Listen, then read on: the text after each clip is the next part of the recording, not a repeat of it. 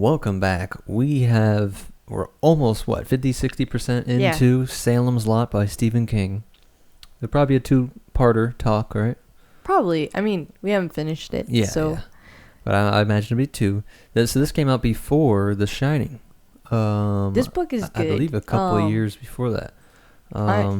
It's a little, like every Salem's Lot Stephen King book so far, it takes a little bit just to get past the setup of the characters. Yeah, 2 years before.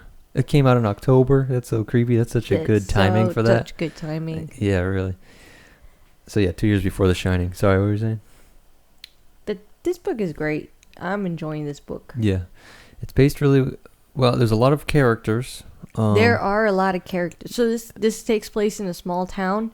Mm-hmm. And if you are like Freddy... we meet every one of them, seems. You really kind of do meet almost every one of them. Mm-hmm. And if you're like Freddy and you don't like to remember names, this will be tough. Yeah. If you're like me... And it's probably a little worse on the audiobook because I don't even see the names, so... Yeah. Yeah. If you're like me and you like to read the book and you have a decent memory and you're maybe a little nosy, so you like to connect the dots. They chisme the, because that is one big driver plot point thing in here.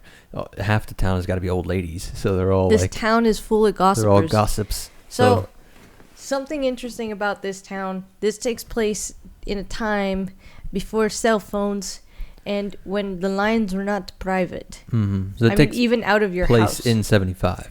Yeah.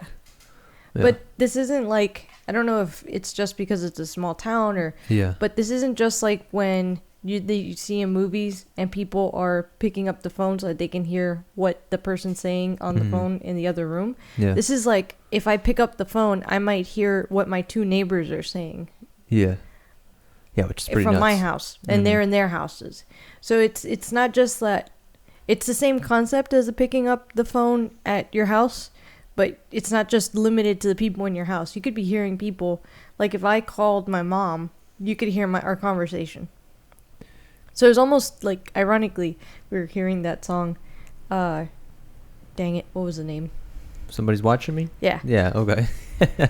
But it kind of is that way. Yeah. Like, there really is kind of almost no privacy, and there's even this one lady that's got binoculars and just watches everybody. Yeah. And, the whole thing is, imagine if Dracula's vampires came to a town like that. There's some does suck your blood. We can say that now because, A, we forgot to put the giant trigger warning that we don't do big spoilers. But I figure if you're here for a book B, talk. we're also this far in that we for sure know. Yeah, I told her, don't read the preface. I hate that Stephen King does this. He says this in his real life. He doesn't care about spoilers, and then he cares about it when it's stuff that he likes or didn't make, which is very annoying. But, yeah, in the whole preface, it starts spoiling Dracula, like by Bram Stoker's Dracula. It's like, yeah, I liked when this and that happened. I was like, oh my god, because she hasn't read Dracula yet. That's on my October list. Yeah, it is. But there's tons of stuff in here you'll see that he's playing with from that book specifically, and then obviously vampire lore in general. And, it's really cool. This whole him being a traveling merchant man as a way to hide stuff and, how do I say, move certain items. Yeah, so the bad guy basically is this little town, and our main character, or one of our main characters, because honestly there's like a bazillion of them. Main? Our main characters. Go ahead. But I would say there's up until now maybe 3 main characters that you're really going to be following closely. Yeah. The first is Ben Mears, which is novelist, because we gotta have one. It's a Stephen King book. Jesus, every Stephen King book, it's about a writer. That's what I was telling her. I was so like, Stephen far King that we've read technically isn't creative. We love him. Obviously, we're covering all these books, but it's like, it's just describing himself in a parallel universe. It does seem that way. There's always someone that's writing something. So, of course, we got our main character, novelist Ben Mears. Back in town, he grew up somewhat in this town, sent here when his mom basically had a mental breakdown, or as the Gen Zs call it, a mentee bee. Wow, I didn't know that was a term. I didn't either until yesterday. Oh, wow. I'm not bussing at all. Go ahead. So he ended up living in this town for a little while with his aunt, and then in, I think it's like 1951 or something, there's this huge fire. Yeah. And I forget how much of the town gets eaten up. A bunch of stuff gets saved It's a hell of by a choice of words miracle. there. I like it. The town was eaten up. We'll get into how there's a super spirit and oversoul of the town itself, perhaps, because it's told from like a narrator point of view, from some omniscient third person. Yeah, there are chapters. I'll get into that in 1 second. Yeah, go ahead. So when the fire came and destroyed a bunch of stuff, his aunt's house, I believe, was one of the things destroyed. So she had to send him back to live with his crazy mom. But that time was so impactful for him because he actually had one of his most traumatic memories is in that time. And so he comes back to this town because he's, for I forget how many years, he's been haunted by this traumatic incident that he experienced, which was he was trying to hang out and be with the cool kids. But the cool kids told him that in order to hang with them, it's like that scene from Tarzan, the animated movie, where Tarzan wanted to hang out with the apes and they told him to jump off a waterfall and grab a hair off an elephant. Apes. Except this one is like the rated M version. Yeah, rated creepy version. Yeah. They basically tell him that he has to go into this old abandoned house where this man shot his wife and hung himself and bring something out. So, of course, wanting to be the big shot, he goes in, he breaks into the house, he grabs a snow globe, which I believe he mentions like earlier in the book. Yeah. But he grabs like a snow globe paperweight thing, and then he decides he's going to be a real man. He's going to go upstairs and look at the room where the guy hung himself. And he goes all the way up the stairs, he opens the door in this abandoned house, and he sees this man who had supposedly hung himself, I don't know how many years ago, hanging on the rafters, like, you know, basically like a ghost. It just happened. Yeah, and the thing that he saw opened its eyes at him. Yeah. And he freaked out. So that's haunted him his entire life, basically, because he's an adult now, and not just like a 20-year-old. He's like an adult. Yeah, like you said, he's got to be in his 30s or something. Yeah. At least.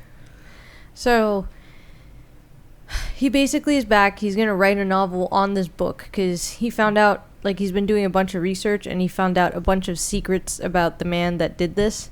How he was in the mafia, and he was a hitman for the mafia in a different town. That's right. How he got caught by the mafia killing an 11-year-old, so he was sent to this town to basically like disappear, and he would get a check from the mafia to just I'm just laughing at what this kid did.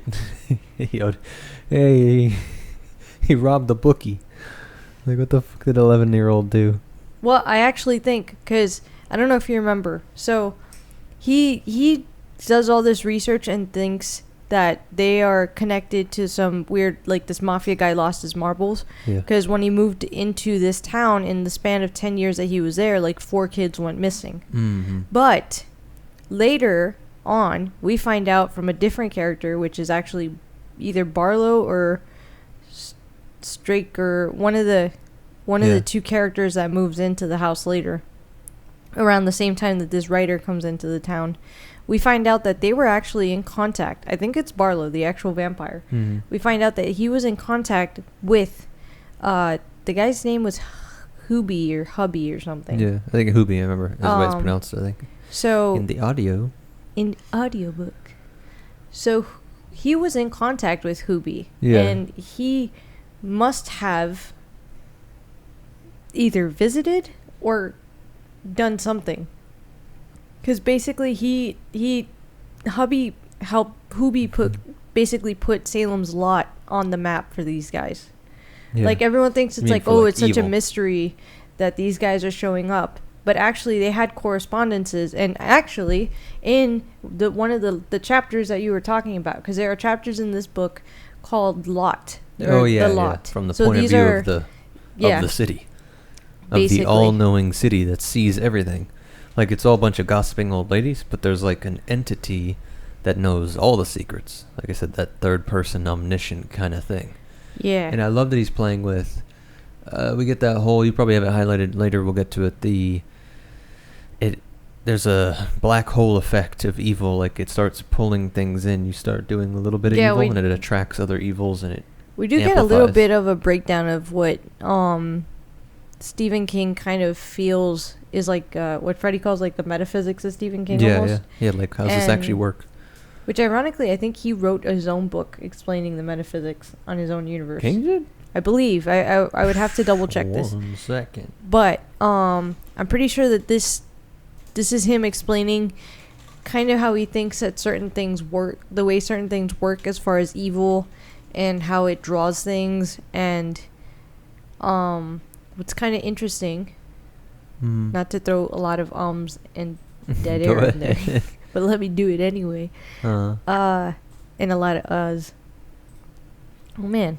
Oh, you're looking for the quote. Sorry. I was looking up the book. I didn't see it. I just lost my train of thought. There in 2 seconds. You're looking up why Hoopy, and then he attracted it, that maybe he was killing kids in the city. Oh, that. And the mob but didn't that want we him have connected to the mob. And No. So this breakdown of the metaphysics, it's connected to what they call the Marston House here in this town, but it could also be connected to places like the Overlook Hotel in The Shining, where it's these locations that they're almost evil magnets or wells. They just pull things, and they basically feed off of people's weakness. Yeah, if there's anything to, like, if you're going to have, some people believe it literally in the real world, but in the fiction, right, these things really exist. And so everything from amulets to holy spots like Mecca or the Vatican, like, I found their it. concentrations. Go ahead.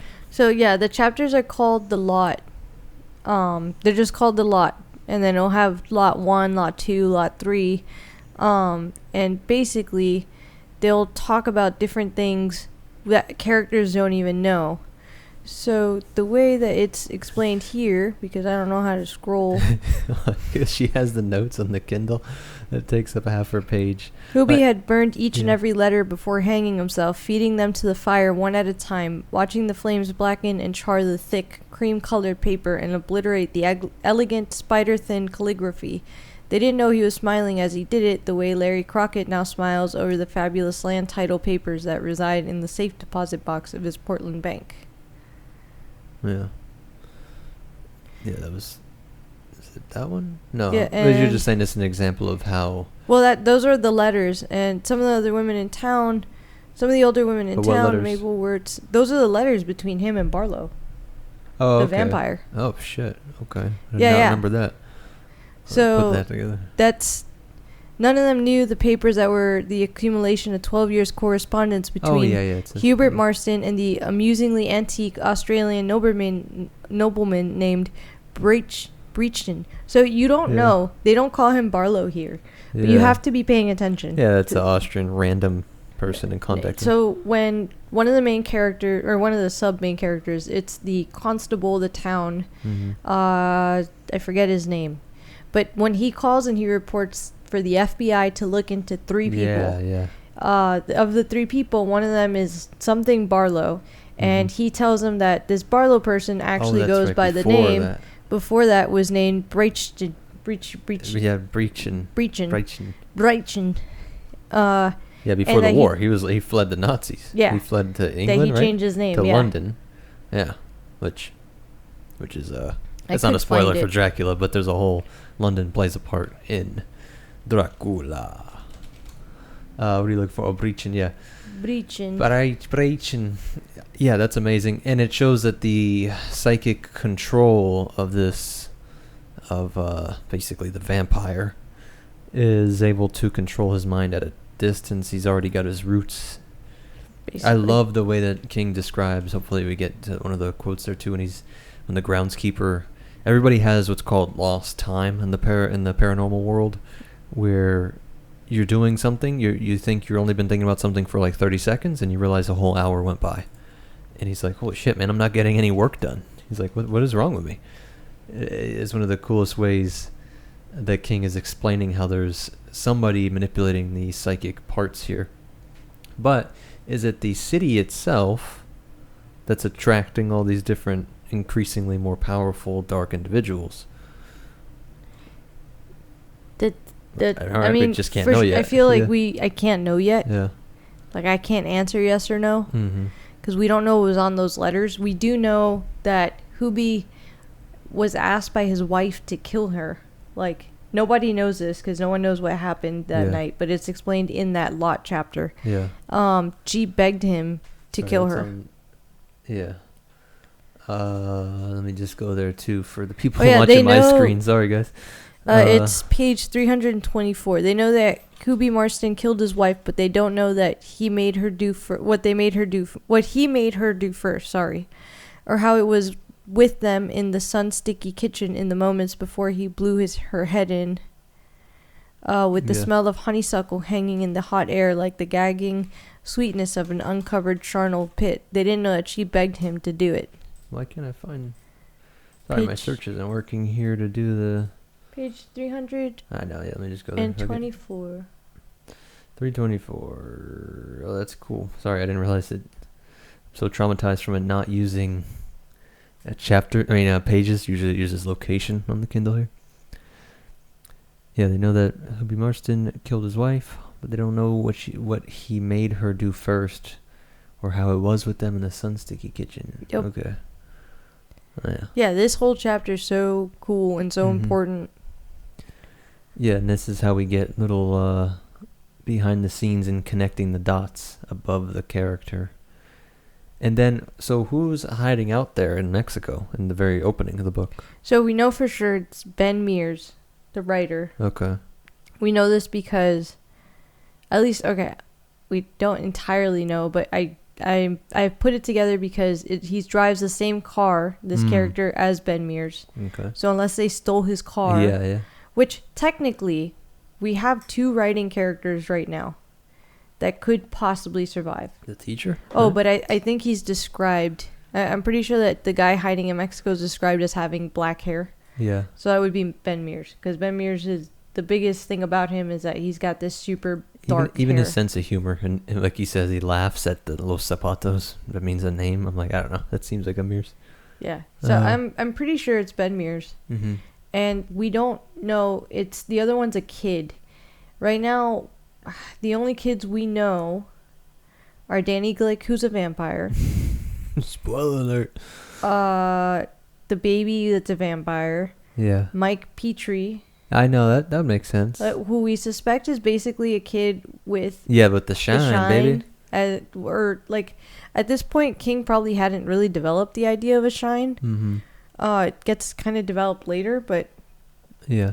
basically the equivalent of. Yeah, anybody in the woo-woo knows this is why certain kids were seen as, special or touched by forces. Because, yeah, that's why I was so glad, I was so excited when, because we read this and later we talk about it throughout the day. And I'm like, yeah, he definitely has to shine because he knows things, ambitions and wants of his parents that are way above. How old is he, you think? I think they're like 11 or 12. Yeah. Because he's in the same class as Danny, and Danny was 12. Okay, yeah. So he's a kid, but and the way he reacts to things too, he's not scared. The way he reacted to the vampire sighting and the way he reacted to going up. Did you get to that part? Right. Which one? They're all gearing up to go to the house. You know that for sure. I know one person is gearing up to go to the house, and she's on her way. Okay, it's probably just the one person then. Moving on. What? Christ. Double spoilers for the next one. Yeah, and then obviously we also get, which is funny that I was bitching that King doesn't care about spoilers, but you opens up the third little chapter there with the story Ghost Town in Maine. It's like a newspaper report on what happened to Jerusalem's Lot, the small town east of Cumberland, 20 miles north of Portland, Maine. And, then we get all these characters that went missing, so... I have the Kurt Barlow, that's Kurt with a K. He's British. Oh, if you want to go, it's page 226. Cool. What the hell? That's not useful at all. I wish you could type on the bottom. 226, right? Yeah. Enhancement request. Yeah, really. Kindle so I online. can just search by page, go to page. Kurt Barlow, that's Kurt with a K. Do you see it there? Or is it on the next page for you? This one. Yeah. He's British by naturalization rather than born in Germany. Fled to England in 1938, apparently just ahead of Gestapo. His earlier records just aren't available, but he's probably in his 70s. The name he was born with was Breitchen. He's been in the import-export business in London since 1945, but he's elusive. Mm-hmm. Straker has been his part. It's just so funny because it's Stroker, right? Is that how it's spelt, right? Like that? Yeah. It's Bram Stoker, I believe. Jesus, if only I learned how to type. And nobody... Bram Stoker. And this guy's Staker. And his Straker. Okay. Stoker, Straker. So. Anyways, that's our vampire pals. They're both vamps, you think, right? No. He can't be, right? Because one of them goes out during the day and deals with the public. Which is just... So what the hell is that about? But he is super strong. It's Frankenstein and... I don't know. He's bald. Dracula. The way he's described is tall, slender, bald, so and ridiculously strong. Yeah. And the women find him... He has some vampire-esque-ness to him, where he's able to be very charming, and for some reason, the women kind of lower their guard around him. They would even say he's sexy or appealing, or has a suaveness to him. Yeah, that's a good word. He's very cultured, obviously. She describes the whole thing. You know, he could know the perfect wine to pair with the meal, not just like the color, but like the year and all this stuff. So he's like your super cultured, but also super strong. He picked up a 300-pound something. He picked up all kinds of shit. For a piece of furniture. He just moves furniture around all day. But they also said, he has a vicious side. You could tell, like, he thought he was above you. He didn't really care about... Yeah, she says he could... It seems... Susan describes him as having that suave side, but also having an almost cruelness, like, underneath. And, like, there's something about him that says... That she was reading as saying... Or giving off I'm smarter than you, and I am pulling off this con... without even having to try. Yeah. And we never actually meet the main vamp yet, right? Yeah, we have, all over the place. Well, yeah, that's true. He showed up at the goddamn... The first one to meet him is actually the kid I named Igor. I know, Igor, the grave... I feel bad. His name is, like Dudley or something. Yeah. I named him Igor because he has He's a hunchback. Yeah. But he's, like, super strong. Mm-hmm. And there's something about him. There's a cruelty about him. Obviously, because... He's shooting rats, right? It's not just shooting rats. He's shooting rats, and then he names them after people... After schoolmates. That he hates. But not just schoolmates. I don't know how old he is, but one of the people that he names is a high schooler. Yeah. I think he's thinking back when he was in high school. No, that she is currently in high school. Oh, boy. Like, so... It makes it seem like she was one of his ex-classmates. Yeah. But when we have Ben Mears go to visit Matt Burke, who is the English teacher, at the little high school girls. One of the girls says something, and both of them are like, "Oh, that's that Ruthie girl with her little like, haha, I'm sexy Valley girl accent." Mm-hmm. And that's the girl that the guy at the dump keeps saying like he hates because she doesn't wear a bra and her nipples I was gonna say he perky. describes the nips you could see through the shirt. So I thought he was saying when he was in school, not that he's an old creepy I don't dude know how old at. he is. Yeah, I know, he might just be. Yeah, his name's Dud. But yeah, he names the rats after high school kids and shoots the rats. And he makes sexual jokes about the rats. I'm like, this is a hell of a character here, Mr. King. He lives really in the dump. He's not like 15. No, of course. And he works there and all of that. And he sets trash on fire and describes how beautiful it is. And I love when Vampire Man shows up. He's like, I came to admire the fire. So I caught this shit because I was like, that's that girl. Because Ben Mears, I got you. 245, Ben Mears goes to visit the Matt Burke's class. Because Matt Burke is like an old English teacher. And when they go, he basically gets invited to go have dinner at Matt's place after the day's over. So he goes over to Matt's house to have dinner and basically make a friend. And by the way, nothing sexual. This is just them being nice, like small town hospitality. Like, oh, why don't you come over for dinner? So he goes over and they're talking about the kids, and this was the line, like, where do you get your ideas? Matt asked, mimicking Ruthie Crockett's sexy little girl lisp. She's quite a piece. Yes, She is indeed. There's a bottle of Lancers in the icebox there. Yeah. But like they literally point out this girl. Yeah. That sentence says sus, as the kids say. I'm like, what the fuck, man? What is that? I've never heard that formation of that pairing of words together. Jesus Christ. But anyways, yeah. And they both are very. Dud had been the dump custodian since 1956, and his reappointment each year at town meeting was routine. Mm-hmm. So he's been doing this since at least 1956, and it is not 1956. Yeah, it's 20 years later since his reappointment. Yeah, this is page 88. He was a hunchback with a curious. I mean, he's got to be at head. least 38 if he did it when he was 18, fresh out of high school. Let alone it's probably later than that. So he could be in his 40s or 50s. Yikes, extra creepy. Yeah, and then who's the first one to actually go down by vampire? That's funny. My brain's kind of the first so one to late go into the down book. was Danny Glick. Yeah. Well, yeah. But because they get lost in the woods. Yeah. Him and the brother. With the whole. Well, they don't get lost. They're on the way to go visit that friend. They cut through the woods and they get jumped. Yeah. So Danny Glick is the first to go down.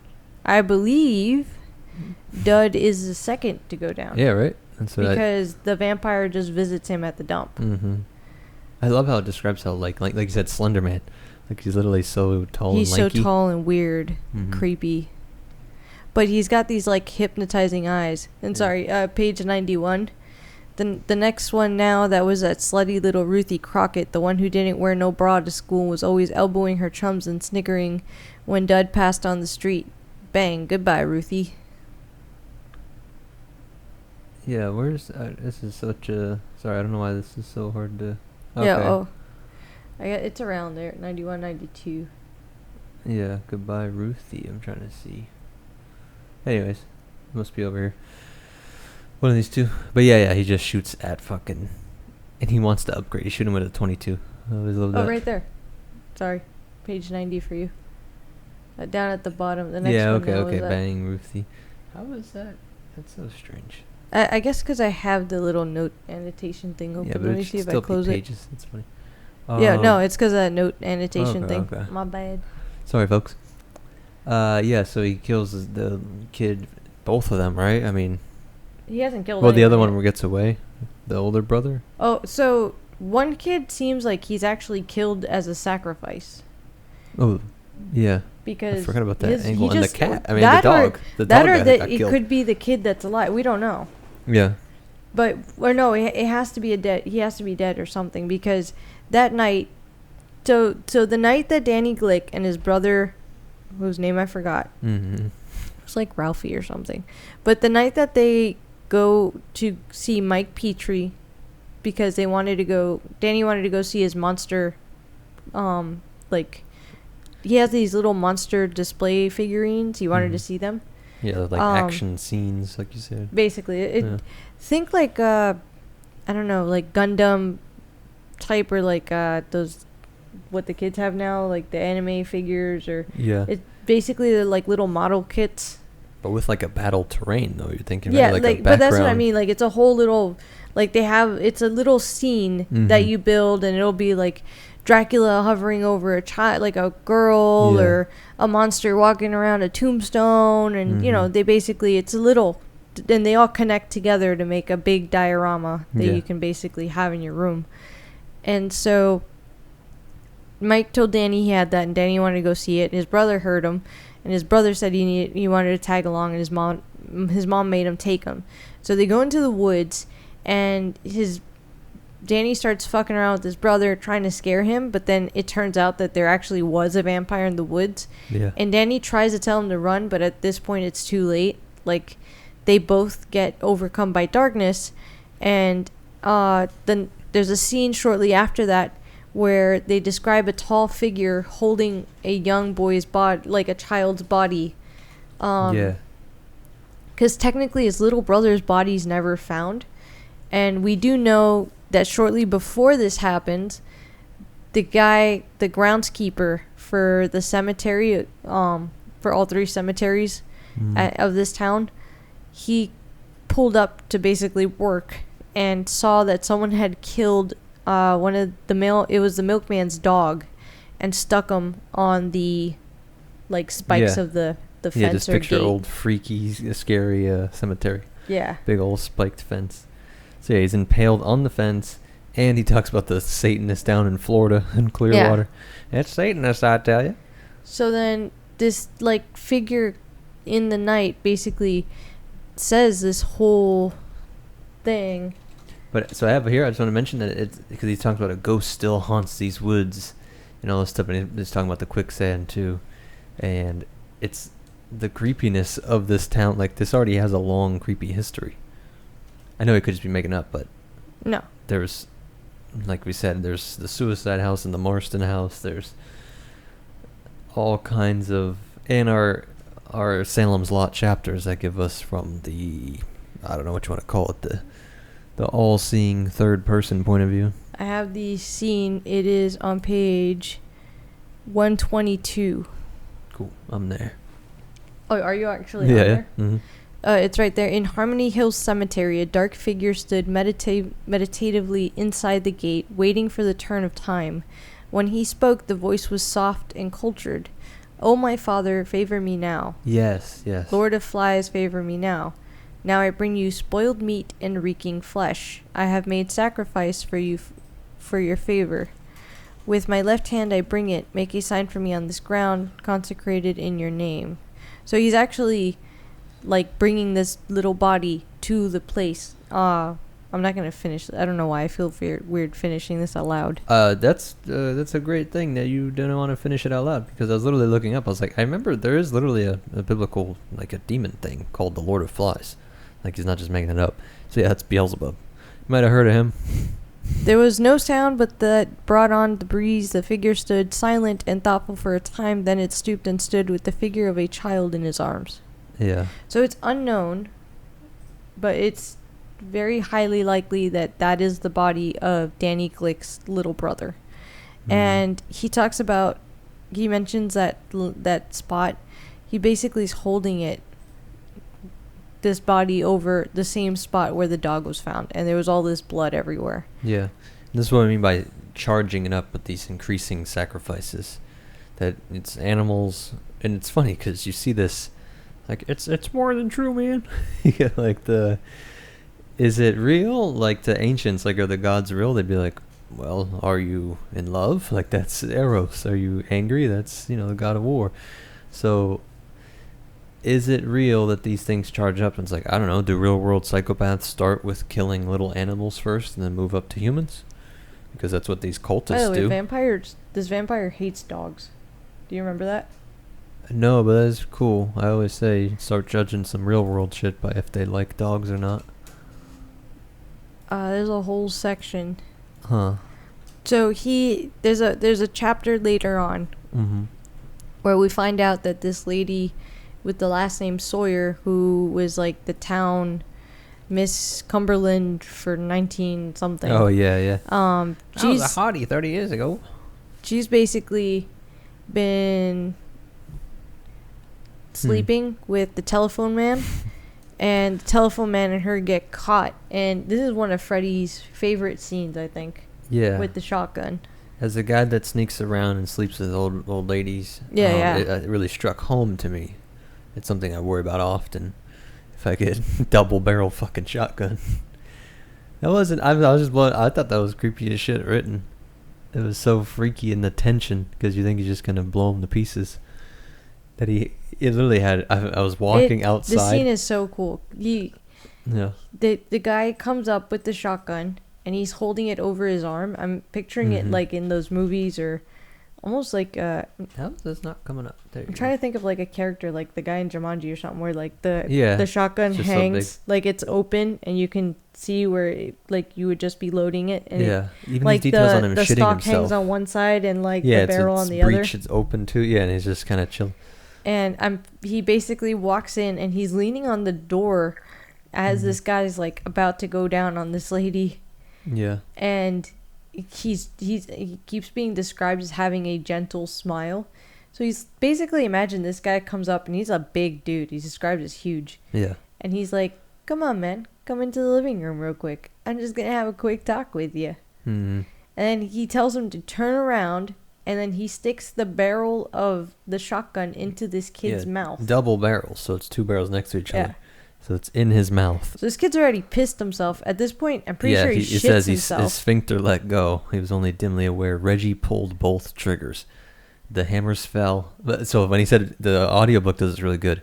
It's just this whole long tension to get here. And it says Reggie pulled both triggers. I was literally walking outside and listening to it. I was like, well... I was like, well, fuck. See, he is dead. Because like you said, you don't know. He's acting like he's Mr. Nice Guy. Like, I'm not mad at you. I'm more mad at her kind of deal. But then the hammers fell in empty chambers with a double click. Yeah. And then he fell down and, fainted. So, yeah. Yeah, Reggie looked down at him for a moment, smiling gently, and then reversed the shotgun so the butt end was up. Yeah. And then, like you say, preying on weak people or these moments, whatever, he tells him to leave town, just get out of here forever. Just as he's about to leave town, he might make it out of this psychic black hole that is this town. Who does he run into? Yeah. But our ever so friendly vampire. It's so unfortunate. I made fun of in the Frankenstein thing that like, oh, me Frankenstein. Like, it's so not what it is. Technically, the accent for Dracula makes a lot more sense. But I'm discredited. I know, but I'm like, still though it is. I'm just not good at accents. Trivializing. I apologize to every person every out there. Eastern European blood-sucking demon. Honestly, anyone that I do an accent for, I apologize, but it is what it is. Yeah, we won't be canceled if we just do the wrong one for different things. So. Freddie always says that you just can't tell what accent I'm doing. I know. Hey, I'm Dracula. Welcome to fucking Transylvania. I'm flying here. People be like, I'm not offended, I'm confused. Anyways. But on page, it's going to be like 230 probably. 230 coming up. 230 coming up. Yeah, it says here, dogs. Oh, what the... Where am I? Come on, Kindle. 230. How? It just said 219.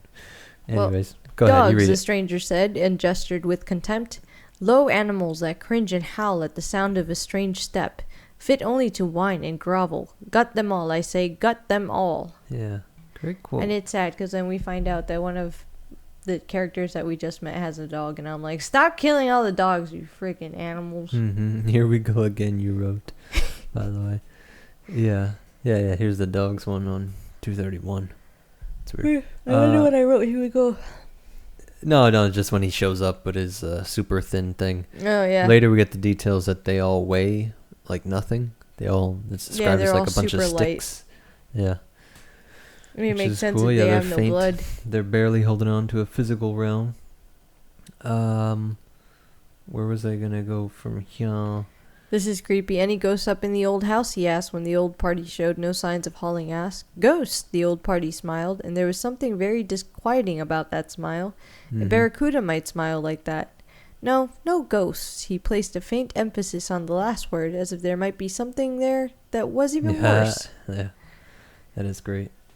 The whole... Who else you want to talk about getting attacked? Okay. Up until this point, for me... We're only like 30 pages apart. Mm-hmm. Right now, we have got to the Frankenstein. Danny Glick, the child. Yeah. Then we had Dud. Yeah, this guy. The grave guy. I mean, the dump guy. Yeah. Attacked. Dump man. Then we had, when Danny Glick gets buried, we have Mike Ryerson. Yeah. I can't pronounce his last name. It's like R-E-Y... he's basically the groundskeeper that found the dog. He's like a nice guy. He's actually described as good looking. He's attacked. Mm-hmm. So he's a vampire. And he's the one that the night that he basically gets converted. Yeah. His teacher, Matt Burke, it's his ex-teacher. Because he's basically been in and out of college at this point. So Matt Burke finds him at the local bar, which is Dell's. Yeah. Just to give everyone a point of reference. Mm-hmm. Anytime we say Dell's, it's not the computer. So Matt sees him at Dell's, and he's basically describing all of the stuff that says that would ring a bell for vampire stuff. I'm only waking up at night. Like, I'm sleeping all throughout the day. He doesn't want to eat anything. I'm not hungry. I don't want to. Drinking or eating makes me gag. I was wondering if he's doing drugs. You got, mid-70s. He's super pale. And basically, Matt Burke is like, what are you on, kid? Like, you can tell me. I'm your friend. Heroin. He doesn't say that explicitly, but... He does. He just says heroin? I know he says drugs. He says heroin he says too? heroin. Oh, okay, shit. I didn't remember that. I know he mentions dope. No, he specifically says, are you, like, is it heroin? He's like, no, I'd never done... Yeah, I was say like, this ain't pot. This definitely ain't coke. I never did that. I just did grass. Yeah. And it was like months ago. Yeah, 4 months ago or something. Mm-hmm. So Matt Burke worries about him driving home, so he tells him to come stay at his place. He sets him up in the guest bedroom, and then in the middle of the night, he hears someone ask to be let in, and he allows them. Basically, Mike, the groundskeeper, says, yes, come in. Yeah. And allows and gives the invitation to a vampire to enter the home. Yeah, which is funny. He still sticks with that. I would say, so, later on, this vampire is going to come back. Because basically this vampire comes in, kills Mike, and finishes the conversion to vampire. And when we see Mike again, he's basically dead, but the marks that he had on his neck that Matt Burke had seen are gone. They heal up. Yeah, so they heal when your vampire bites go away. Yeah. When you've converted into a vampire. You die to your human flesh and are reborn in the vampire flesh. Basically. Mm-hmm. Yeah, and then because they even get like more color in their face at first. There's I forget. No, they have color. Once they're vampires, they have like a color to their face. Yeah. It's like that weird in between that they lose. I guess when they got to feed, Yeah, when they're being fed on is when they lose their color and they're all. But once they're actually vampires, when they haven't fed, they're back. Yeah. Because we see this happen with the baby. There's this 10-month-old baby, which I despise his mother. I was saying there's a cheap. You could say it's cheap, but also it happens everywhere. To the whole point of he's just playing with archetypes. It's the same type of people and the same type of things going on. And that's like the cool king mythos. You're supposed to feel bad for her because she's this... I don't think they were laying on that so heavy. I know you're thinking about modern day and the whole abortion debates and all that stuff, and it is in the 70s, and I was raging too. She's this young 17-year-old who got pregnant and had a shotgun wedding when she was like 6 months long, and her and this guy are living in a trailer park, and he works all the time, and he is painted as working and doing overtime, but then in his free time, as soon as he gets off, he goes bar hopping and gets drunk and hangs out with the guys. So she's basically home alone with the baby all day. Yeah.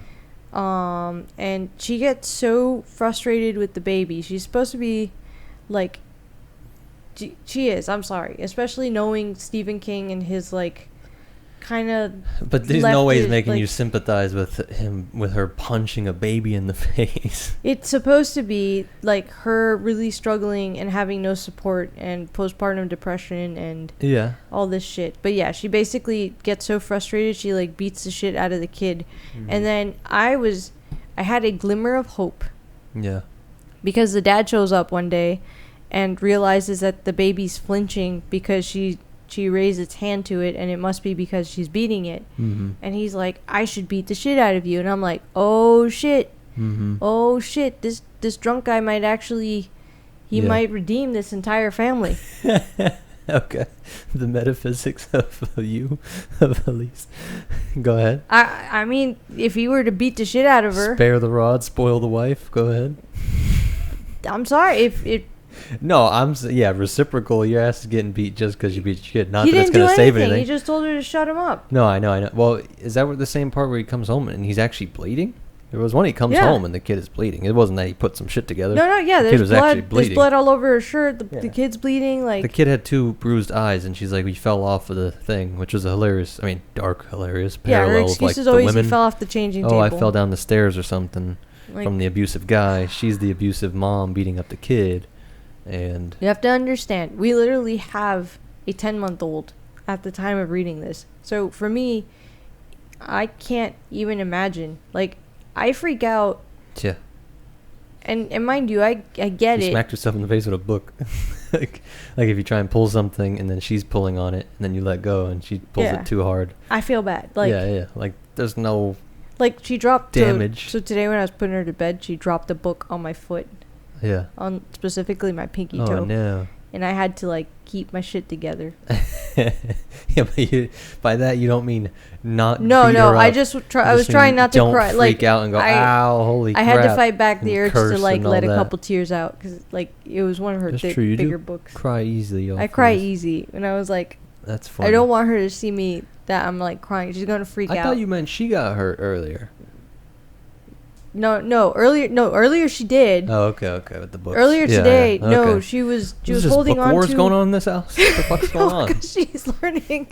Low-level Stephen King shit's going on. She's learning to pull up and walk, and it wasn't a book. She was holding on to the cabinet in my hand, and she like let go of my hand and like lost balance, or like let go of the cabinet but held on to my hand, lost balance, and like I held her, but she still kind of like tapped her head.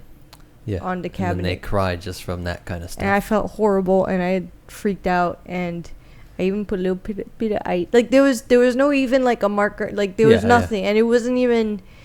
But I went and I put a little ice on her, and she was so happy. Well, that's what we're saying. When you're around actual kids or have your own kid, and to hear stories of people that do monstrous shit to kids. By the way, if you're in the midst of a kid learning to do anything related to walking and you're wondering if it's normal and if it just feels like utter chaos, I'm with you. Yeah, but we're not with this lady, and we hope that she gets eaten and turned into. I think vampire's too good for her. I think so. She needs to just be eaten. She doesn't, right? Yet or what? Well, I don't know if she does or not. So when she wakes up, when the baby's turned into a vampire, she does. Yeah, she wakes up to the baby. Something happens to her. I don't want to. Yeah. Well, I'm not there yet, but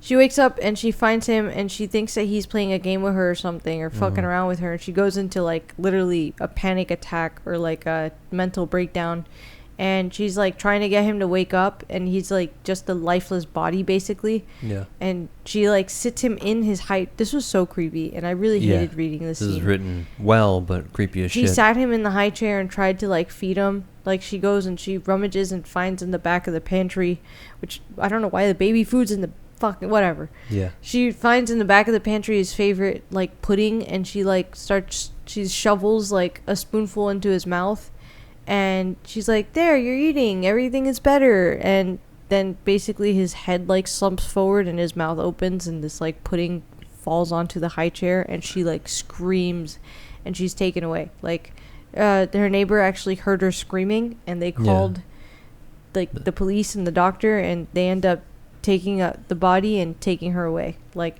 she's restrained and taken to a mental hospital. Yeah. The loony bin jump out boys that Danny from The Shining was worried about. So I don't know if she's back yet, but yeah. And the dad, what happened to the dad? Is that already? He was at work, so we don't actually know. Yet. Yeah. Okay. We don't know yet. Okay. I have here. I know we're going back a little bit with the we were grave going digger down guy. Our list, right? Well, I was just saying really cool details. Some of my favorite scenes. We could just talk about some of the favorite scenes, and then that the whole loss of time thing, but also he senses something's looking at him. That's why we were joking. We were listening to the song. Everyone at the beginning, the first people to get eaten, feel like something is looking at them. Yeah. That's why when they were joking, the Glick kids in the woods, that there's a ghost out here, he's fucking with the younger brother. Yeah. But then they both go, the little brother was like, no, there actually is something looking at us. And he was like, all right, bro, it was just a story. I was just fucking with you. Like, yeah. Like he knows it's fake because he made it up. It. It's actually looking at us. Yeah. So that's, we're being attacked by our dog. He gets nervous. All these spooky stories. Yeah, but he's yelling, stop looking at me, and he keeps losing time. Oh, but this is weird. He feels like something is looking at him, and not only does it feel like it's something, he feels like it's actually Danny Glick in the coffin staring at him. Yeah. Yeah, it's he's throwing patches of dirt, but then he's really barely throwing on any patches of dirt. So then why do you... this was written crazy well. He's saying a prayer. He's trying to remember Catholic prayers. There's a funny scrambling from so many different characters here. Yeah. So he's just trying to remember, but it's mixing in here Yep. This is how he writes in The Shining too, right? Because I'm listening to it. I don't really get to see it. Where these parentheses are not said out loud, right? Or they're in the mind. Or like with The Shining stuff, that's how it or was. it's like echoing. It's like in the like. Yeah, it's hard to. I know it's in that mental realm, that spirit realm, that cosmic, that whatever you want to call it, that psychic realm. I'll call it because it's human or spirit minds. In The Shining, when the hotel's going nuts, he's hearing flashes in his head. But he even knows, like, that line, "Dark, don't catch me here." He knows that if he is here after dark, he's fucked. Yeah. He doesn't know why, but he knows. Oh, yeah, down here. Yep.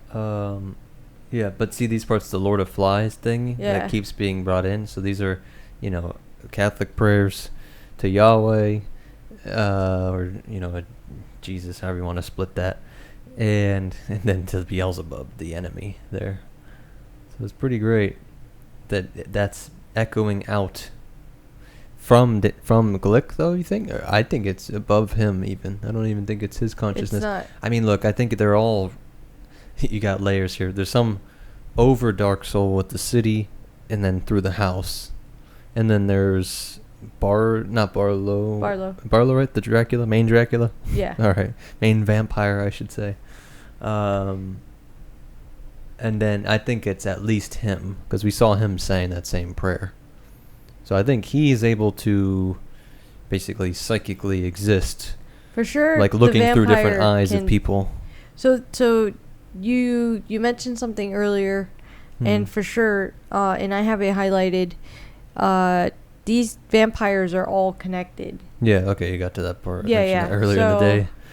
A bit of a spoils. Mike Petrie, who's the kid we point out to as being like the one with the Shining. Yeah, with we the say this for a monster few reasons.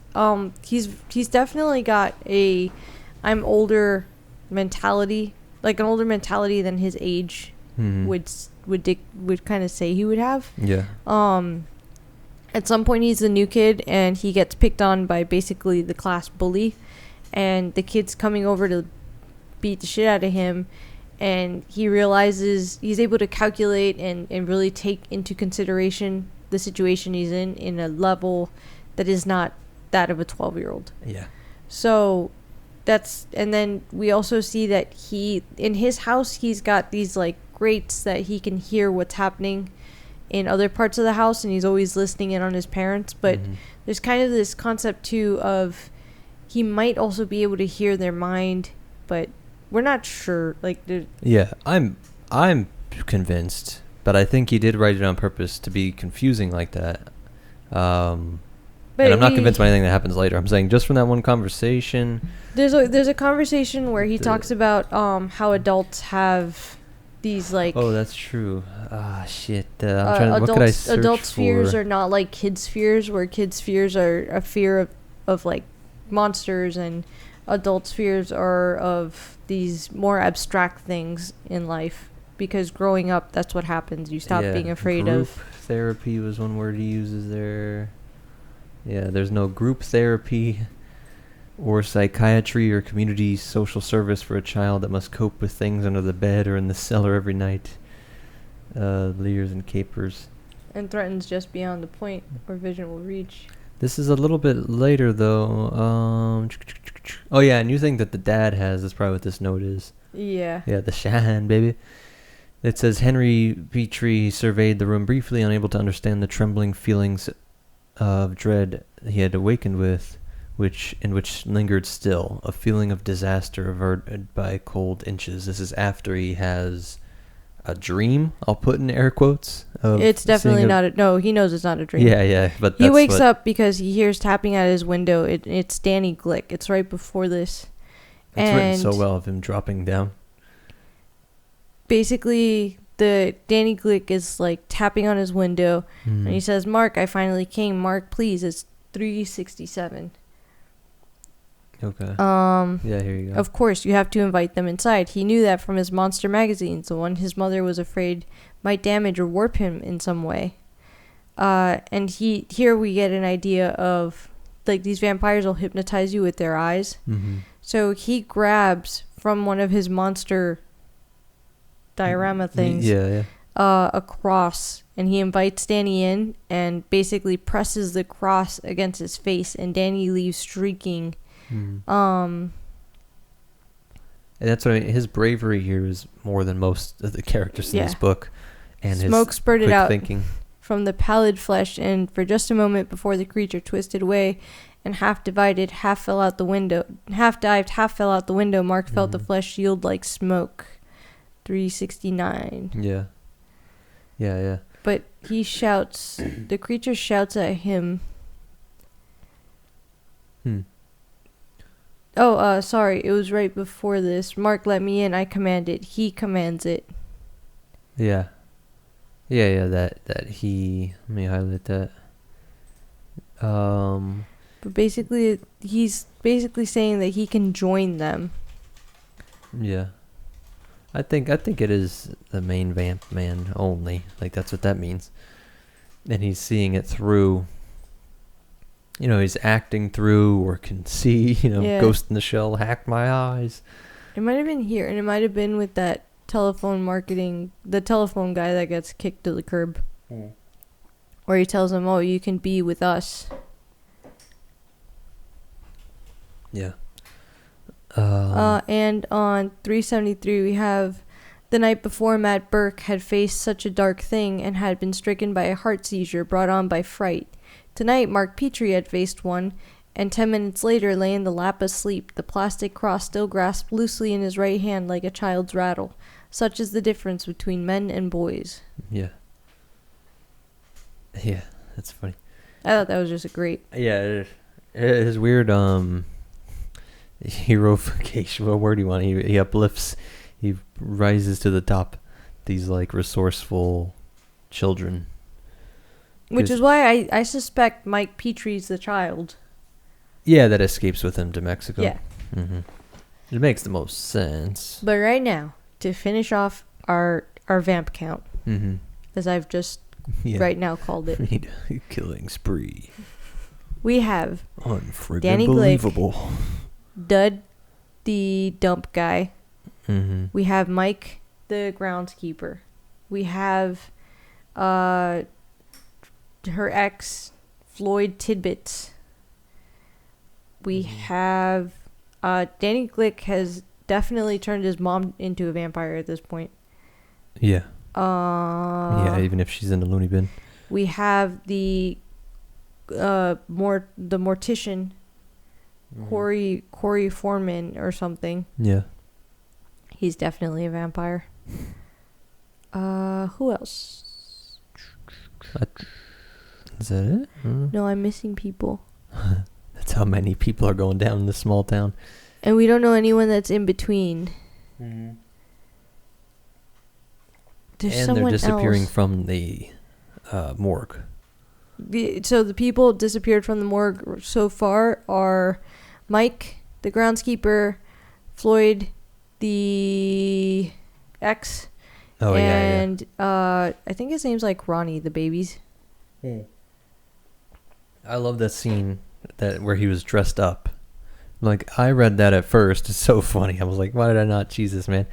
I was thinking about him being like a hitman, like he's dressed up to kill because he doesn't want to get blood or something. I was like, oh no, Jesus, of course, he's a vampire. Just a vampire. Like, yeah, he literally can't let the sunlight touch him. We know Mrs. Glick for sure was becoming a vampire because she talks about Danny coming to her in a dream and her letting him breastfeed, and how it felt like when he was the end, like when they're weaning your baby, where he had teeth. So it was kind of like painful but sweet. Yeah, and how she was like doing stuff during the day and she almost passed out because she was like in the sun and it felt like it was burning. Yeah. So we do have a cool line to go to your point about people disappearing. Where? It's on 393. People could be lying in their beds or propped in closets like brooms, down in cellars, waiting for the sun to go down, and each sunrise, less people out on the streets, less every day. He swallowed and heard a dry click in his throat. Take it easy, Jimmy. Jimmy said, none of this is proven. Yeah, I love this because he was talking, that whole part he's talking about, ghost towns in a sense, but not even just like sparse towns, small towns, but like that also not even really vibrant. Yeah. And so you could just, when you go on these long road trips, like you could be passing by these horrors. Go on the previous page. That's where he talks about it. The scariest part of this whole thing, from an academic point of view, is the relative ease with which a vampire colony could be founded. Always, if you grant the first one. Mm-hmm. It's a bedroom town for Portland and Lewiston and Gates Falls, mostly. There's no in-town industry where a rise in absenteeism would be noticed. The schools are 3-town consolidated, and if the absence list starts getting a little longer, who notices? A lot of people go to church over in Cumberland, a lot more don't go at all, and TV's pretty much put the kibosh on the old neighborhood get-togethers except for the duffers who hang around Milt Store. All this could be going on with great effectiveness behind the scenes. Yeah. I always stress, but I think it should, Stephen King is a master of, there's little horrors everywhere, but also these gigantic cosmic horrors. So he's playing with both layers. Down at the bottom, a person from out of town could drive through the lot and not know a thing was wrong. Just another one-horse town where they roll up the sidewalks at 9. But who knows what's going on in the houses behind drawn shades. Yeah, and that's how we get to... Yeah. That's what I mean by when you're driving through these random rural areas, or... Yeah, you have no idea what's happening. We've driven through some of those towns, and like yeah. You do wonder. It feels... In the South, there was a couple going through, like, going to New Orleans and then cutting through, like, all the Alabamas and all that. Yeah. And it's like, yeah, what is going on here? Because we went to school in the Panhandle, so we'd occasionally go exploring. Mm-hmm. And we drove from Tallahassee to New Orleans once, and there were a few really, really small towns that were definitely... Hearing what this town is like, you wonder if it was like that. There was, like, 3 churches... Yeah, because I think this town is around 2,000 people, maybe tops. No, it's actually 1,000. less. Yeah, it's I think it's 1,300 people. Yeah, right. That's right. I was like 1,000 in my head for some reason, but a little more. Okay, so like more live probably in our community here, like just the whole. Yeah. Like imagine just a highway coming to just here where we live. Yeah, and then that's it. That's the whole town. So. Yeah, I love that he plays with that at every level, from the narrator thing, from the Salem Lots parts, that like the lady with dementia that has money in the wall. And I would say we know some of our neighbors, so I'm like, I can't imagine. Yeah, tens of people. Like if that you if kind there of are was aware nothing else happening, if all of us, imagine if our little this is our whole. We like, go to work, 2 blocks over there. We're working, and with our other people are 3 blocks that way. Yeah. Because a bunch of these people work at the mill or the farm or a little. Like not even 5 miles. A bunch of them will work together in the same place. But I'm saying, like, there's little violences against each other, little, like, just murders that the town covers up.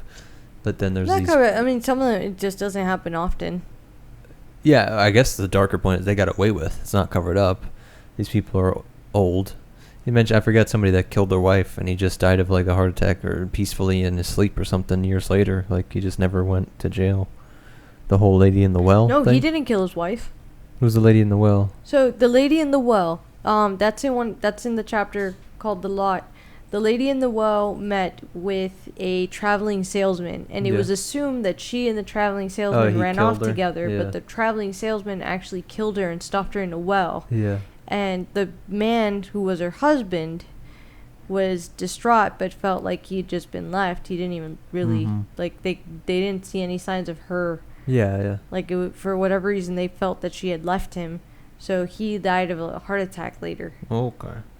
But he was not suspected of killing her. Okay. She was suspected of running off. Yeah, that's right.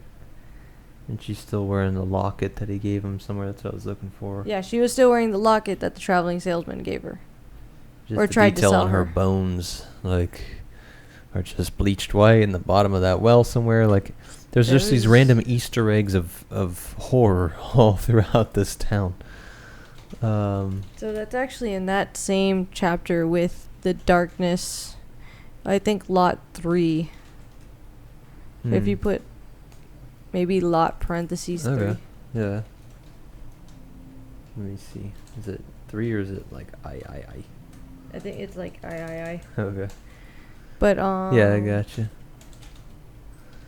Because that's where it's talking about all the darkness that the town knows. I wonder what King wrote before this even, because this is, like you say, I think he's developing some concepts in this one, but his writing style is great here. I enjoy this one. Like, it's not like he's, getting into his groove. I'm like, no, I think he's into his groove with this book. Like, this lot chapter has so much in it. We have on 325, Floyd Tibbets wandered around for all of that Friday in the sickly days, feeling the sun lie hatefully against his strangely pallid skin. Remembering going to Ann Norton only cloudily, not remembering his attack on Ben Mears at all, but remembering the cool gratitude with which he greeted the setting of the sun, the gratitude and anticipation of something great and good. And we have also down at the bottom at 325, Carl Foreman tried to scream and was unable when Mike Ryerson began to tremble coldly on the metal work table in the room beneath the mortuary, and the scream was as sightless and soundless as glass in his throat when Mike opened his eyes and sat up. No. So that's when we know he's been turned into a vampire. Yeah. And this is where Danny Glick slips through the window of Randy McDougal, which I don't understand. Doesn't he still have to be invited in? Oh, that's what I wanted to get into. Yeah. And my theory, I figured out. So, I looked this up because I was curious. Oh, you already put a note. All right. I put a note. No, I'm going to put... Yeah, go ahead. Oh, yeah, my note for this was really sad. The only blessing I wrote. Oh, that's funny. When he turns the baby into a vampire. Yeah. That was not nice. Slipped through his bedroom window. I'm just going to put a note there for he wasn't invited in. So, one of the things that happens in this book is that Matt Burke has Mike basically invite a vampire upstairs. Mm-hmm. He gets taken away, and the next day, Susan, Ben Mears' girlfriend, goes over to Matt Burke's house by herself because Ben Mears at this point has been beaten to unconsciousness and is in a hospital with a concussion, honestly, probably, from getting jumped by Floyd he had fractures Tibbets. in his head, even. Yeah, he has fractures. For skull fractures. So he's in a hospital, and he sends Susan to check on Matt. And Susan and Matt are talking, and they hear creaking. So they describe Matt Burke as really knowing his house really well. And he hears this creaking upstairs, and he can just tell. For Susan, it just sounds like an old house creaking, but he says that there's someone upstairs. So he takes a cross that he bought earlier that day, and he goes upstairs, and he opens the guest bedroom. Because actually, he doesn't even open it. He goes upstairs, and he had closed the guest bedroom, and he finds it ajar. And literally the line is like, the most terrifying thing in any that you can encounter is an ajar door. Yeah. And I agree. Yeah. I 100% agree with that statement. Yeah, it's not closed. So he walks into this room, and there is in fact a vampire in there, and it tries to attack him, and he brings a cross up, and he revokes his invitation, and the vampire is forced to leave. I looked into it, and I've thought about it, and this is what I've realized. So, supposedly, you cannot revoke an invitation to a vampire. Once they've been invited into the house, they've gained access, and they basically are allowed in and out forever. Unless there's a change of ownership. However, Mike allowed this vampire into a house which he did not own. Yeah, that's interesting. And he was a vampire at the time, right? Or he was a person at the time. Yeah. So that's what I was arguing with too. I was like, but you weren't a vampire. Could it be that because Mike did not technically own the home? Y'all are welcome to comment. Yeah. But could it be that because Mike technically didn't own the home, that then the true homeowner could revoke the invitation? Almost like a passing of ownership. But he's the one that invited him in the first place? No, Mike, the groundskeeper, invited him in. Yeah, okay, that makes sense. And then Matt Burke revoked the invitation. Yeah. Matt owns the home. Yeah. Mike does not. Yeah. Well, that would make sense to me. I feel like it makes sense. I don't know if it's weak. It's not even weak. I thought you were going to go that it shouldn't make sense, and I was going to go, I mean, isn't that what an exorcism is? You watch, like I said, in this world, this is real. So the cross really does burn people. Like we joke in watching Ghost Adventures, like then you should just become Catholic. Like if that shit's burning vampires, either this is an elaborate scam, the vampires are trying to, or a part of it and scaring you into Catholicism, but the simplest is they don't like it, so then you should join it. So. Oh, and you're right, by the way. I take everything back. He did kill her. Okay. Who killed who? Yeah, they know old Albie Crane's wife ran off with the traveling man from New York City, or they think they know it, but Albie cracked her head open after the traveling man had left her cold, and then he tied a block on her feet and tumbled her down the old well, and 20 years later, Albie died peacefully in his bed of a heart attack. Yeah. Just as his John will later die in this story. Make sure I come back to exorcism, but why I remembered that, I was surprised I got that wrong, but I don't know, I do this shit sometimes, crossing too many wires here. There's a horrific real-life story of one of the worst Nazi guys who like enjoyed it, was super cruel about it. He was a cruel Nazi concentration camp worker. I'm saying even more cruel than you would think. He just the embodiment of a living monster. Because you could argue some of them, whatever. Point is, he moved to South America and just remarried. Apparently had a smoke show wife lady younger than him. Went on with his life. And he just lived on and he died literally chilling on the beach, like as an old man. Oh my Lord. So that was brought up as like there's no fucking God, there's no morality, there's no nothing. This evil fucking sadist Nazi guy just lived a pretty chill, nice life. Had a family life, happy life, little after story. And literally has one of the most peaceful deaths I've ever heard of. Just chilling on his chair, watching like the sunrise and just kind of. So that's what it reminded me of. The story's playing with that. Like there's no morality here. There's just these crazy evil shit things that happen, and everything from these little horrors that people are doing and sitting on. This guy killed his wife and got away with it, or the house being a metaphysical black hole. The point about the whole vampire metaphysics too, though, is, I mean, it would make sense that in this world, like you said, these gods and demons and thingies are real. And like clearly, I know this line here that I'm really looking at. The town cares for devil's work no more than it cares for God's or man's. It knew darkness, and darkness was enough. That doesn't say God's or man's plans are not real. Yeah. And clearly the crucifix works. It's like I said, that whatever you want to make of that. But you should be able to revoke the demons, the Draculas, the fucking the vampires' access to you, the same way. All these guys, you see these clips of these people with the demons, and they're getting exorcised, and I rebuke it. It'll go viral because it's like ex-Satanist reveals what he was really doing and how he came to Christ. Like he used to be a Satanist. I feel like there are still, Kings. If everyone says that you can't revoke the invitation, just it makes it weak because then everybody would just go like, "Oh shit, yeah, you're a Dracula. I revoke you now. Get out. We now live in this house and we order Amazon. Do it." Yeah. And then we have them only delivered during the day. Yeah, you get garlic. Yeah, exactly.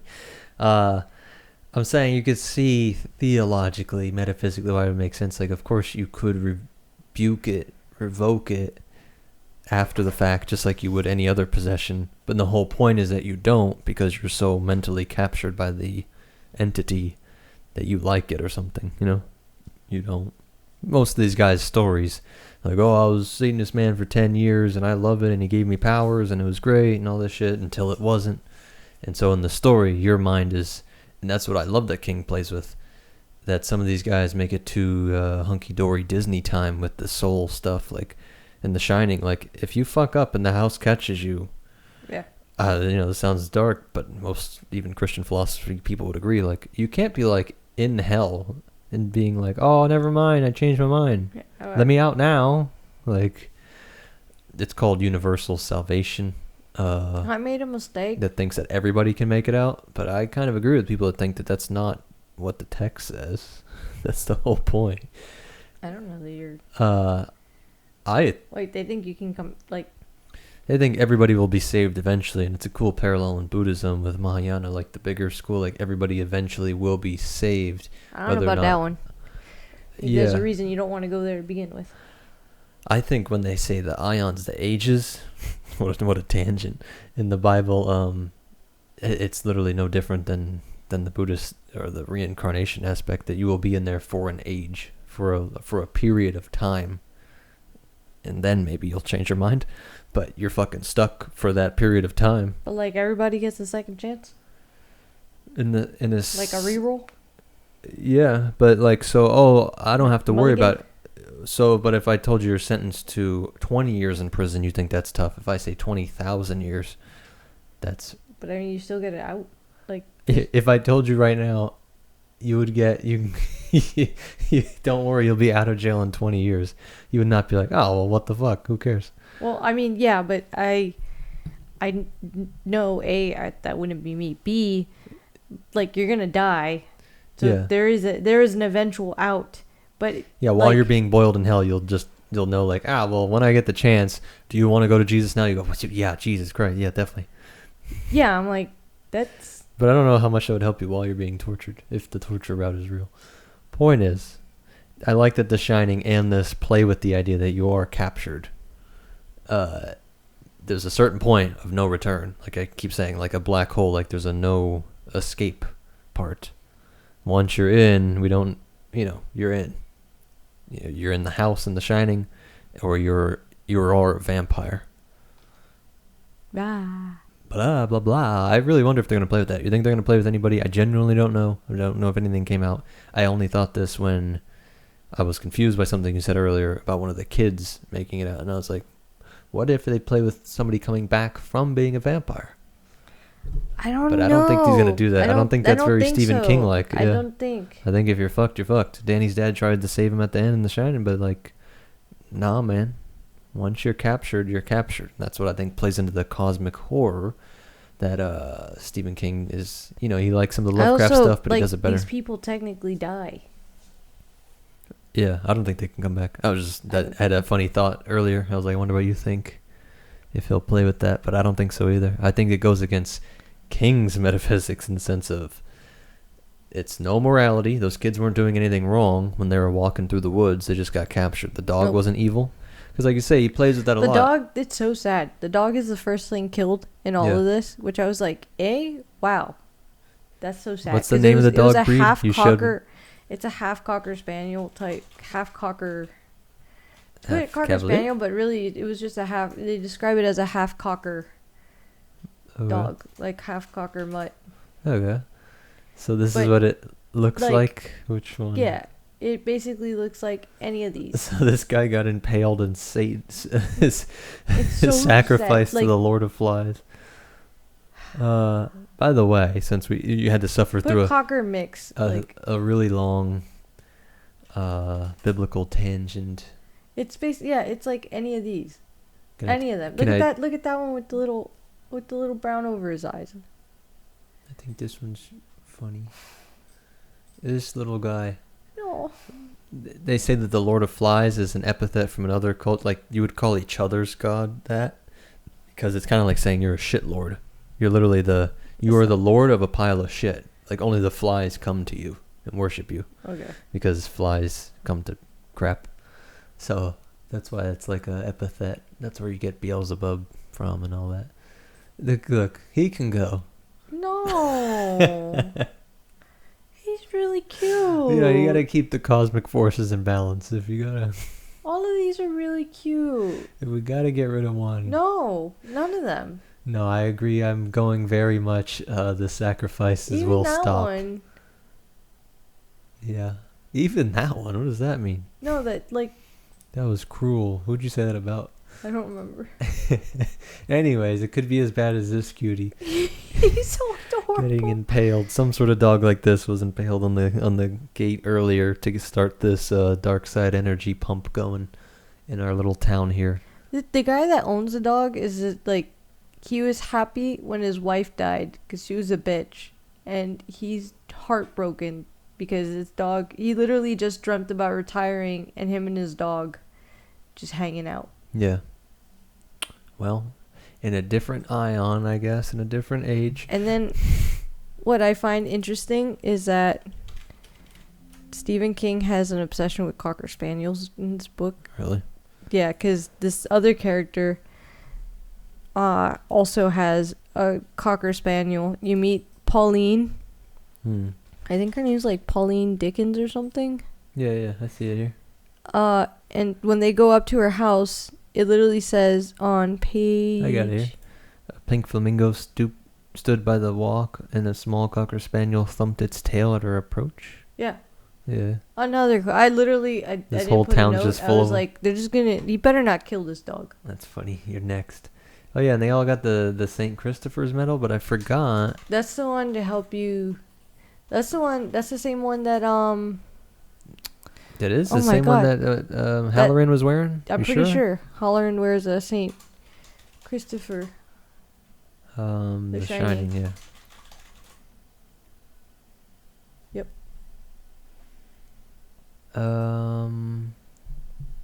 He has it in his car, I think. No, this is saying between... Oh, I guess it's in... Yeah, St. Christopher's medal. Okay. Look, these are all the times. Jesus Christ. You know, King converted to Judaism. Like, he's not Jewish, but he wanted to convert to Judaism. So he's not All I'm Christian saying... or Catholic, but look at all these different references here. That's crazy. All I'm saying is that right now, every character in this town is like, are you Catholic? Yeah. I mean, the funny part, we take it... I think there is a real aspect, real world aspect to all of this, but I don't think he does, funny enough. So he's gonna be like, I mean, yeah, it's made like in his world though, so in his mythos, it's true. How funny is that? I'm like, in his mythos, no, what's funny is it doesn't mean it's exclusively true. Like I said, there are exorcisms and other exorcists and other cultures, so you could see Yep. where it works, but... Sorry, we didn't add Telephone Boy to the list of people that have been turned into vampires. Oh, okay. Our vampy parade I here. forget Jesus his Christ, you're gonna name. get Green Day out here. I almost want to make like a list. Yeah, you gotta do a whole little flow chart here. You need a corporate PowerPoint of all the names and deaths. I think we've covered a lot for this. I don't know how you're feeling. This book is great. It's basically a small town with lots of gossip, no privacy. There's literally a character. One of the things to touch on real quick, you get an idea of how there's no privacy because this one character talks about how she literally holds her breath or she breathes out of her mouth. Yeah. So she can listen in on people? Yeah. Yeah. I'm trying to remember what her name is. I really wanted her name so bad. Oh yeah, here we go. I got it here. As to give no sign of her presence on the line, she sat quietly, breathing through her mouth. Yeah. Yeah, that's on page 122. Yep, that's Mabel Wirtz. I knew it. She was yeah. a hugely fat woman, 74 on her last birthday, and her legs had become less and less reliable. But she literally sits there and like listens. She's the one. Anytime that there's a reference to Mabel Wirtz, she knows everything because she's literally retired, nosy, hanging out on the phone, just listening to other people's conversations, and she has high-powered Japanese binoculars that she just watches people with. Like literally, it says here. That's funny. On 120, or 120, I think. I love how you write No. in Cthulhu Dagonic script. Because I can't. Are you invoking stuff over here? Okay, I have to write with like one hand half the time, or like half asleep, or in like the dark with my screen dimmed. And the stupid Kindle, it is one of my biggest complaints about I know, the we gotta Kindle. get you an upgrade or something. No, it's them. It's the program. You can't Yeah, type quickly. You have to type like one letter at a time, and I just can't. It's made I for the can't. boomies.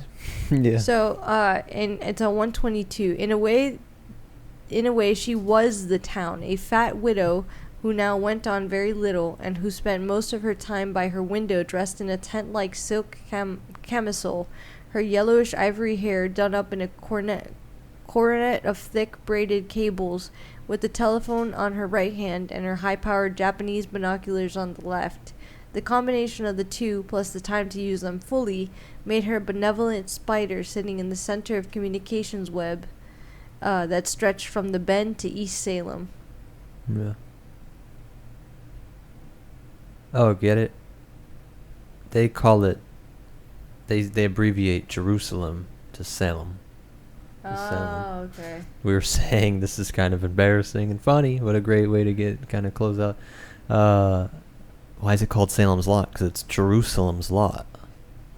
So I didn't realize. Is Salem, was that always an abbreviation of Jerusalem?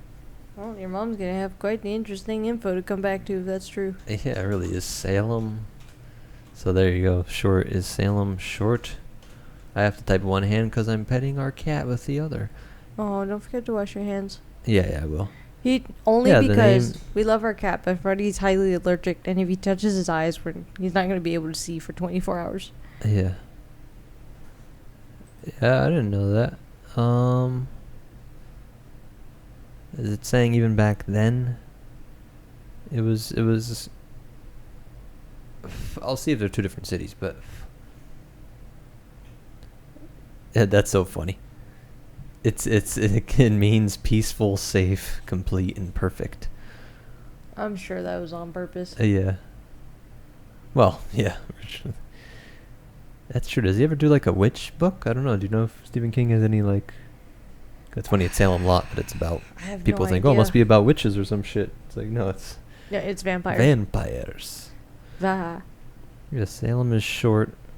Oh, that's funny. I never even knew. I knew assalamu alaikum, like salam. Oh, I did is think. Peace. One cute moment I liked. It's on 130. I believe she said.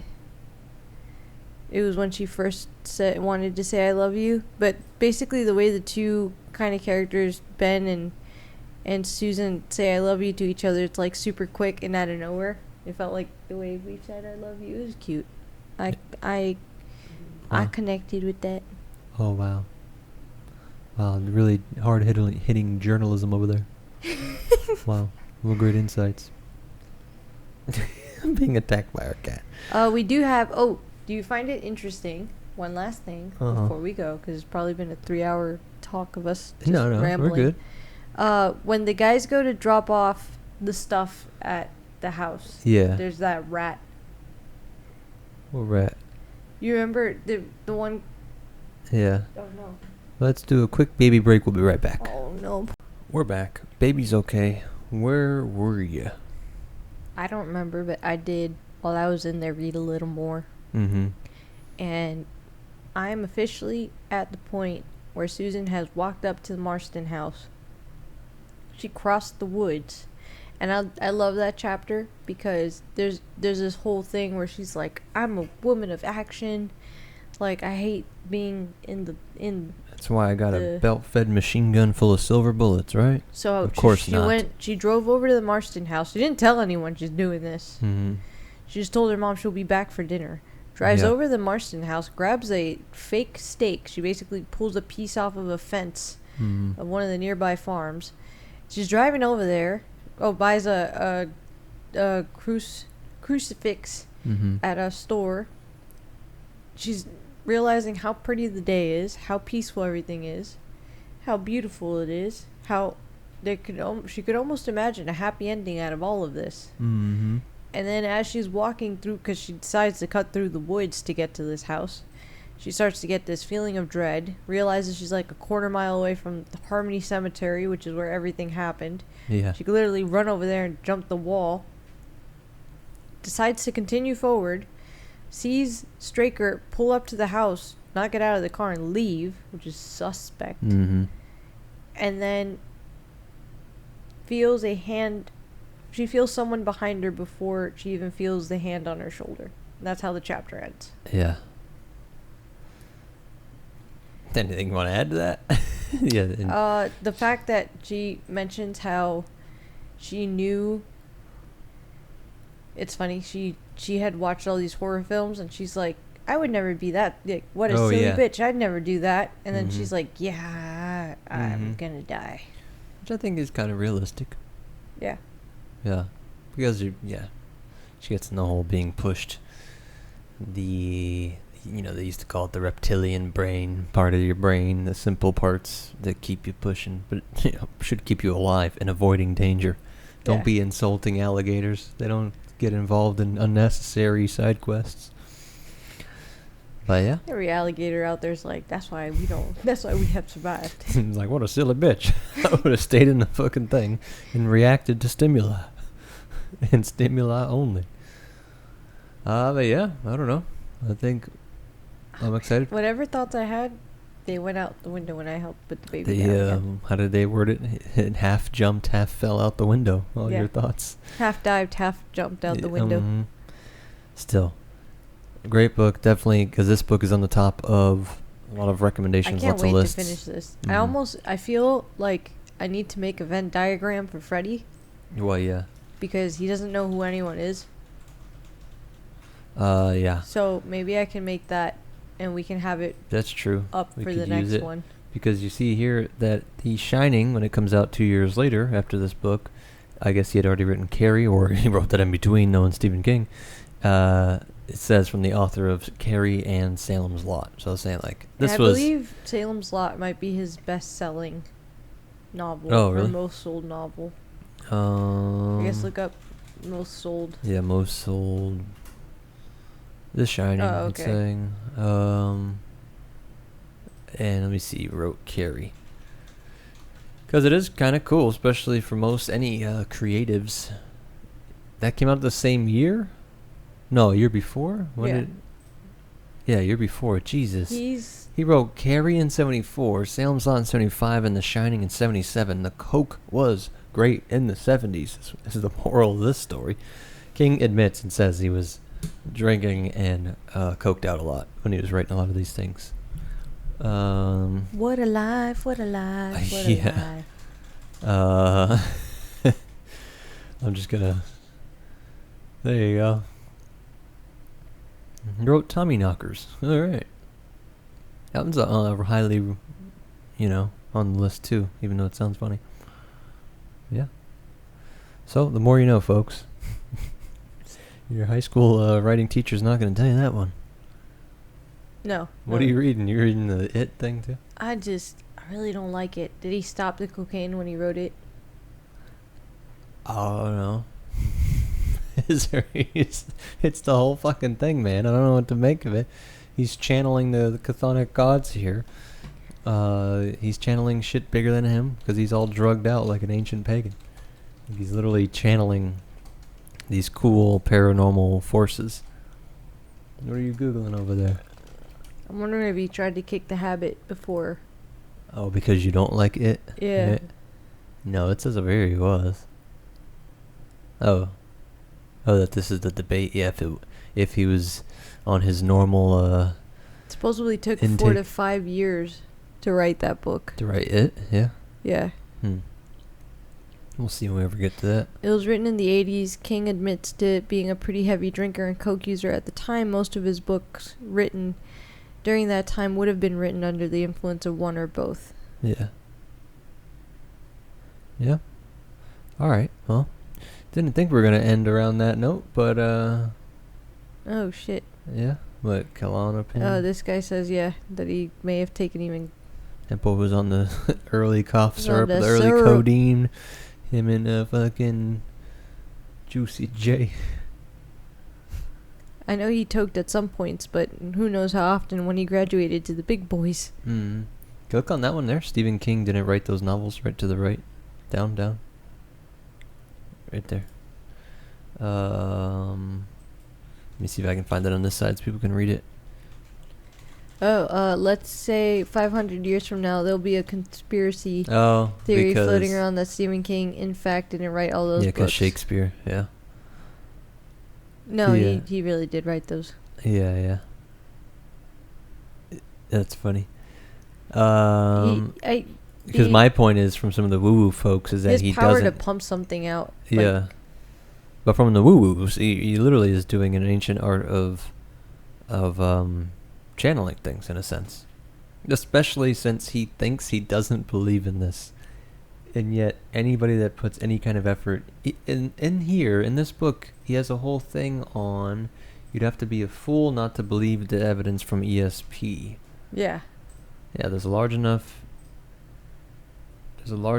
body of ESP data now so that a rational man laughs it off at his own expense.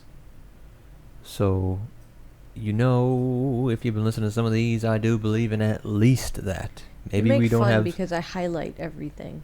I'll highlight it in pink. No, but just the fact that... Blue, it's mine. If I didn't highlight it, you'll highlight it. I know, it is funny. I mean, it doesn't... Because I'm going to need that for my breakdown and for my research.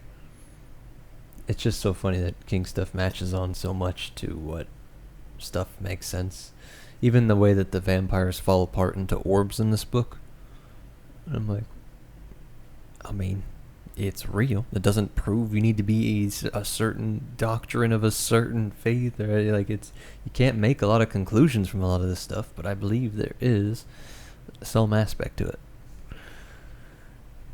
By the way, that ESP comes from Hubie's wife had a sister, and the sister wasn't a fan of Hubie to begin with. The owners of the Marston house, the guy that hung himself. Mm-hmm. She didn't like him because he knew he was involved with weird shit, including the mafia, being a hitman, and killing children. Oh yeah. So when he kills his wife, or he shoots her, a bolt of pain like sister. lightning, she said, went through her head, and she heard a shotgun blast. She fell on the floor. She claims when she picked herself up, she was alone in the house. 20 minutes had passed. She looked in the wooden bowl and screamed. It appeared that it was full of blood. A moment later, everything was normal again. No headache, nothing in the salad bowl but salad. But she knew that her sister had been murdered with a shotgun. And at that point, she was, I forget how many miles, 300 miles away. Cape Cod. I'm just writing a note that it's a shine like all, I would say siblings. She was a sister. Yeah. But I'm saying maybe she is a mother also. Like, maybe, but I get that implies shine between mother and kid. Yeah. But at least being siblings, like obviously the more even blood related or something close. Because that's the type of shine too, really. I mean, shine ability, it's a supernatural ability. But I think, in King's metaphysics, it's almost everybody has it, really, is what they get into in The Shining. I think we should call it there. Right? We good? I think so. I think we're good. We're going to pick it up. We'll finish it in the next talk, I think, for sure, because we're pretty good into the book. Right? Yes. I need to make a Venn diagram for you. Yeah. I'm good. I like it. I enjoy it. Oh, look, Anna right here, how serendipitous that we might be reading The Haunting of Hill House after this, because that was high up on the list. Yeah. And this book mentions it's been it. mentioned so much. So, it's pretty cool. Synergistic there. Alright, guys. We'll see you in the next one. Bye. We'll see you. Bye.